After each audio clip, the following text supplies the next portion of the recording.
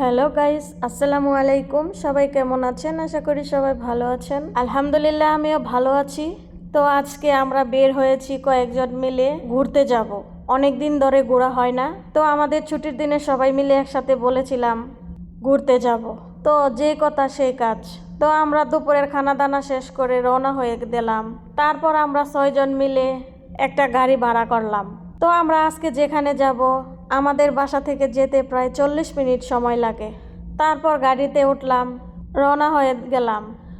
তো যাওয়ার সময় ভিডিও করে রেখেছিলাম।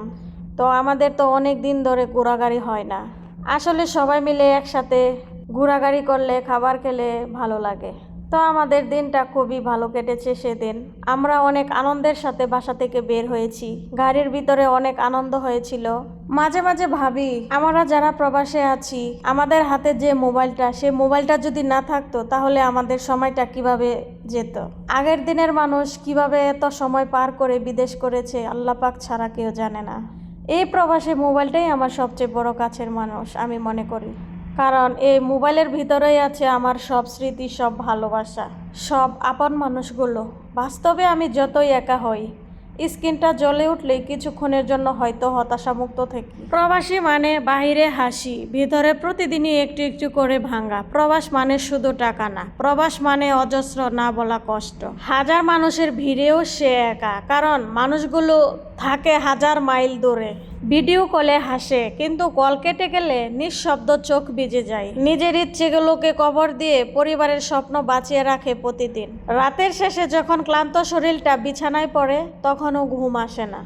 মনে পড়ে মায়ের মুখ, বাবার কণ্ঠ, সন্তানের হাসি, আর তখনই বুকের ভেতরটা হাহাকার করে ওঠে। আমি কি সত্যি ভালো আছি? প্রবাসী মানে শক্ত না, প্রবাসী মানেই ভেতরে ভাঙা এক মানুষ।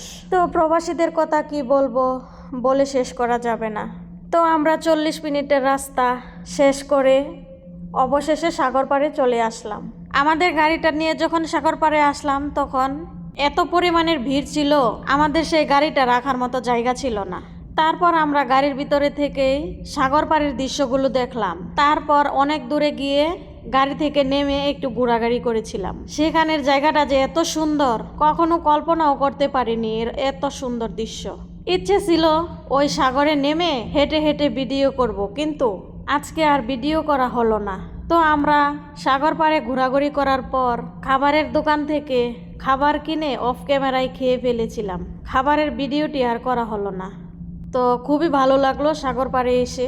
আরও একটু ভালো লাগতো যদি সাগরের পানিতে নামতে পারতাম। তো ইনশাল্লাহ আবার যদি কোনো দিন আসি তো সাগর পাড়ে নামবো। সাগর পাড়ে তো অনেক বাতাস ছিল, বাতাসের কারণে সেখানে দাঁড়ানোই যাচ্ছিল না। সাগরের পানিগুলো দেখতে খুবই সুন্দর, অনেক ভালো লেগেছে। কি আর বলবো, বলার মতো আর ভাষা নেই। তারপর আমাদের ঘোরাঘুরি শেষ হয়ে গেল, আমরা বাসার দিকে রওনা হয়ে গিয়েছিলাম। তো বাসায় যেতে যেতে অনেক রাত হয়ে গিয়েছিল, অনেক দূরের রাস্তা ছিল সেখানে। আর রাতের বেলার দৃশ্যগুলো খুবই সুন্দর লেগেছে, খুবই ভালো লেগেছে। তো ইনশাল্লাহ বেঁচে থাকলে আবারও সেখানে ঘুরতে যাব।